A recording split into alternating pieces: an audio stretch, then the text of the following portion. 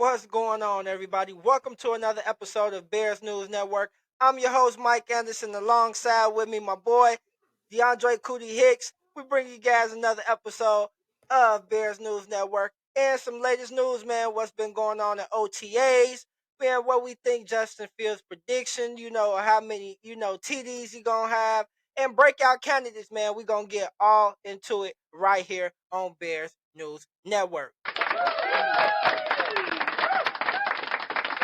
Okay, but before we get into that, Cootie, we gotta reach back out to the winners, man. The winners are Yes. Mark Phillips and LaTwan Grayson. You guys are winners over here at Bears News Network. Congratulations.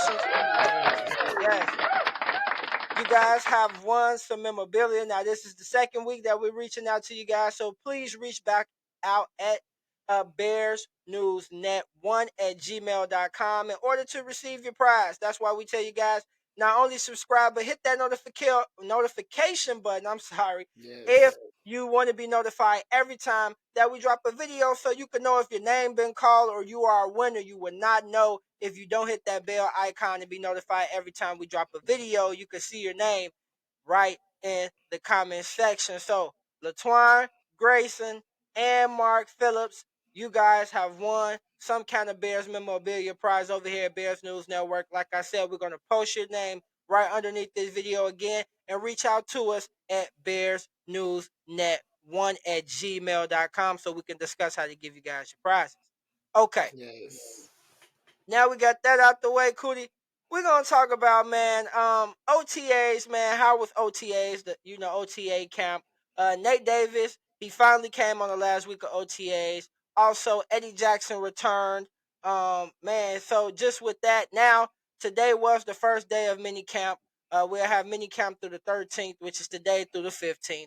And just getting back to everything after seeing today's mini camp along with OTAs. It looked like Cody Whitehair. They had Cody Whitehair and Lucas Patrick taking both snaps with the ones at center today.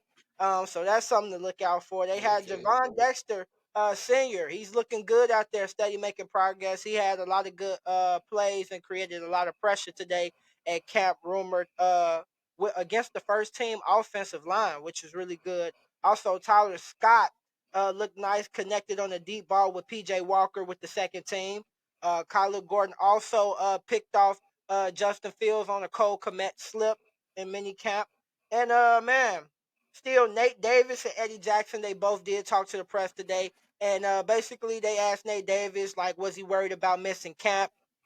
He said no, he wasn't worried about missing camp. He's a vet. He's done this before. He was still connected in with the locker room and the coaches, still, studying Right. the playbook, studying the scheme. And, he's a vet. He's been there before. He said it was just about, him getting in a little bit early. He was already in early communication about it and how that he would be back this up the last week coming into this week. So it's just about building continuity and building that chemistry that they both talked about. Eddie Jackson said the same thing about him coming back so early and people not expecting him possibly to a training camp. He said we got a lot of young guys on this team, and him being that defensive anchor leader, that vet, in that secondary as well, somebody that Jaquan Brisker look up to. Also, that Tyreek Right. Stevenson, he said he's taking Stevenson under his wing as well, and just been showing him the ropes. So it's good to see Eddie back out there, man. Nate Davis, everybody was here today, 100% participation, but there was a couple of people out. Chase Claypool, he's dealing with a soft tissue injury, still from last week, mini camp, OTA. So now he's still dealing with that. Look like Matt Eberflus said that they might go ahead and send him out. So he probably won't be available until training camp, just like with Darnell Mooney. Darnell Mooney was there, but he's been doing a lot of individual training, just rehabbing. So that's a good sign. And then also Jack Sanborn, he also came back off of his injury and just been doing really good. He did not practice with the team, but everybody was in the building, so it's good to see everybody in the building. Everybody's Yes. working and trying to Yes. get better and pushing each other, so that's a good sign, man.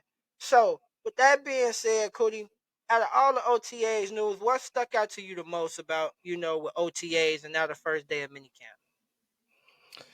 it would have to be like we were talking about before, just the missing personnel.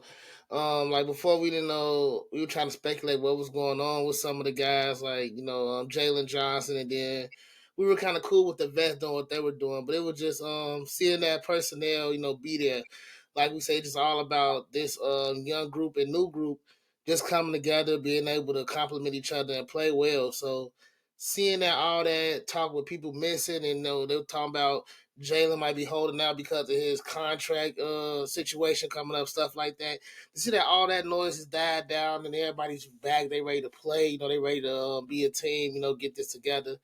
That's all I'm happy about. Like it was more just people trying to ruffle their feathers and stuff, and probably get them out of character, other stuff. But they're back. Everybody's happy to be back, and they looking to make this thing work. Yeah. Yeah, they most definitely is. Like you said, it was just the missing pieces, but now everybody's here. Everybody's in the building. Everybody's locked in. The offense didn't have the best day at minicamp today. Like I said, they did struggle a little bit, but that Justin Fields and DJ Moore connection is continue to grow. He always just seemed to find DJ Moore. That's his safety blanket, and it's still early in camp. We still got a lot more camp to go, a lot more football, left in enough time for this, for them to, build this chemistry and get better with the offense all around. Like I said, some days the offense is going to have bad days. Yeah, it's Sometimes the gonna defense is happen. going to have good days. Sometimes offense is going to have, good days. That's just how it goes.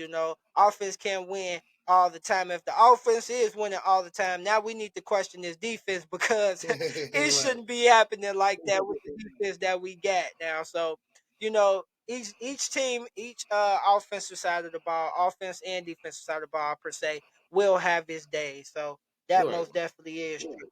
But with that connection and how they've been raving about the DJ Moore connection and the Justin Fields connection and how it's been, I want to know one thing, Cootie. How do you feel about?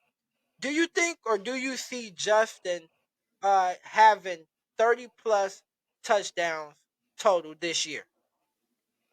I mean, that's kind of where I was thinking.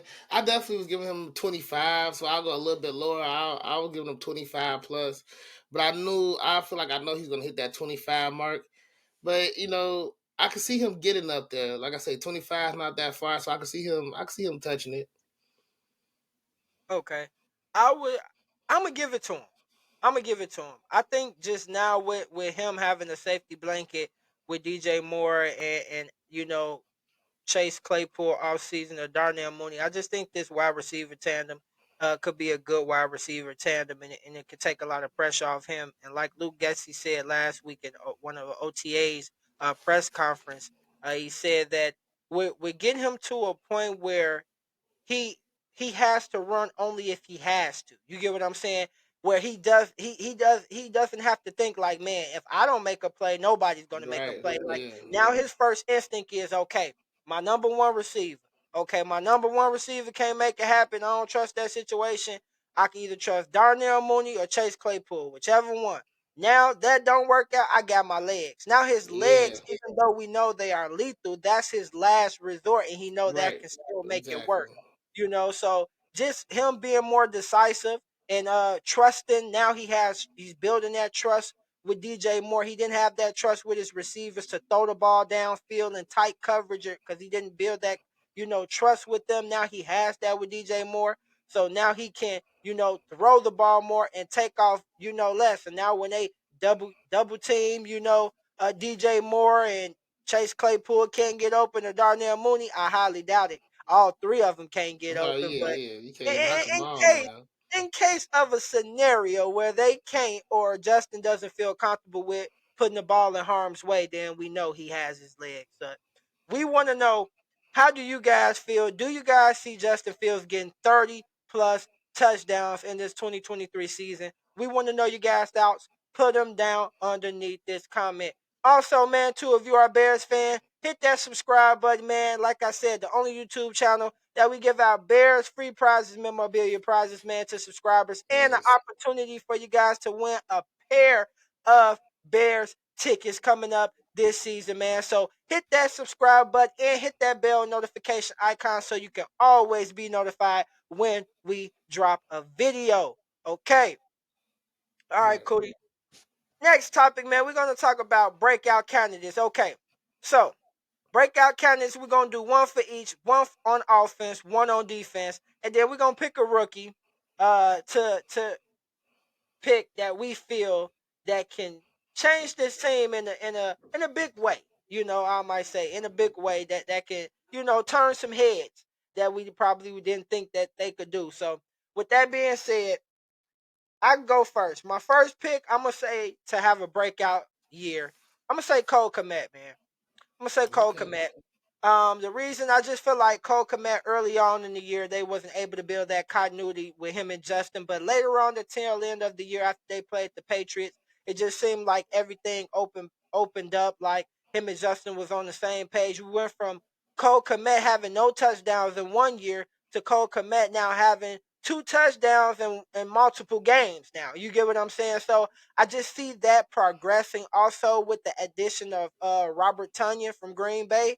That's only going to Yeah. make it, now they can run a lot of more two tight end sets, and that should, give a lot of them more opportunities as far as Robert Tunyon and Cole Komet. But I just see Cole Komet taking a big step last year, 50 receptions, 544 receiving yards, seven touchdowns. And man, I just think Cole Komet has the opportunity to be a top 15, maybe top 10 tight end in the league.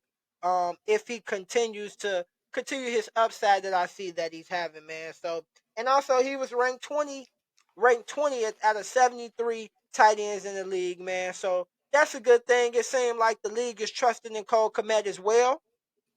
So we could see, man, what Cole Komet do. But that's my breakout candidate on offense. Cootie, who you got as your breakout candidate on offense? I mean, it should be no surprise. It's a guy who got things to prove, man. He came to us later in the season. Chase Claypool. I think that he, like I said, he has a lot to prove with what we thought he was going to do off the bat when he came to us. Just to help our offense improve. But now he definitely had that time to build more chemistry. Be part of the offseason program, and actually be like you said. He's definitely going to be what you said. We have like two number twos right now, and he's gonna be that first priority number two. I feel like, but he just gonna have the opportunity to get this chip off his shoulder. He didn't put in the numbers he wanted to when he moved over here, so I think he just got a lot to prove, and he's gonna show us. Okay. All right, so we want to know, man. Cootie say Chase Claypool. I say Cole Komet, man. Chase Claypool is up for a big contract year between him and Darnell Mooney. We know we're Yeah. not going to be able to keep both of them. We're only going to be able to keep one.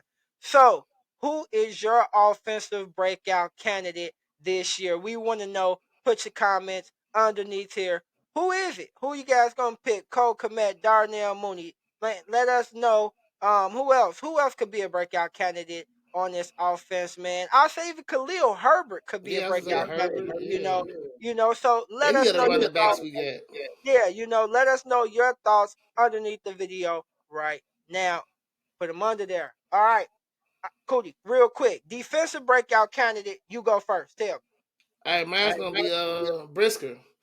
Our young safety back there. I just think because he's gonna be behind Eddie Jackson, that he's gonna get some of that ambition and tenacity to just be a ball hog and attack the ball. And I think that with how they're gonna probably play it, they're gonna look at him as the weak side. They're gonna really try him more so than Eddie Jackson throughout the season. So I think he'll just have more opportunities, and he's gonna shine in them. Yeah. Man, okay, I'm gonna give you mine real quick. Jalen Johnson, man, contract year for him. Might not have the ball takeaways that you want as far as the corner to take away the ball, but he's still top 10 in coverage in the league, man. So he, even though he may not get that ball taken away, he's still top 10 coverage in the league.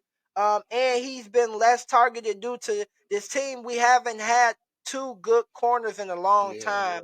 So it's always been Jalen Johnson and somebody that the other team always seems to pick on, man, is a yeah, rookie or somebody that's not yet valid. So Jalen Johnson hasn't been able to really show what he can do now. Now I feel like with Tyreek Stevenson on the on one side, who's a second round pick who has a lot of good upside, physical corner. And I just feel like with Jalen Johnson being in the contract year, he said a lot of people thought he was gonna hold out. He didn't hold out. He Right. decided that he said he's just gonna focus on balling out this year. So I'm really looking forward to see what he's gonna do and see if that ball take away. It's going to come back. If is he going to be able to take away the ball more this year? We'll see. So I'm excited about that. Now we want to know who is your defensive Yes. breakout candidate this year in 2023. Put your answers right underneath the video. All right, Cootie, we got a lot of rookies. Yeah, we do. Okay, out of the rookies, breakout candidate. You already know, man. Our first pick, Donnell Wright.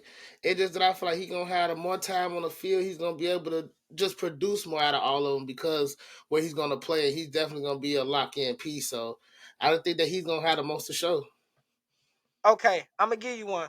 Tyreek Stevenson, man. I just mentioned this boy. Tyreek Stevenson, Yeah, man. He's that's a good one. physical. It seemed like he has a vet mentality. He fits the scheme.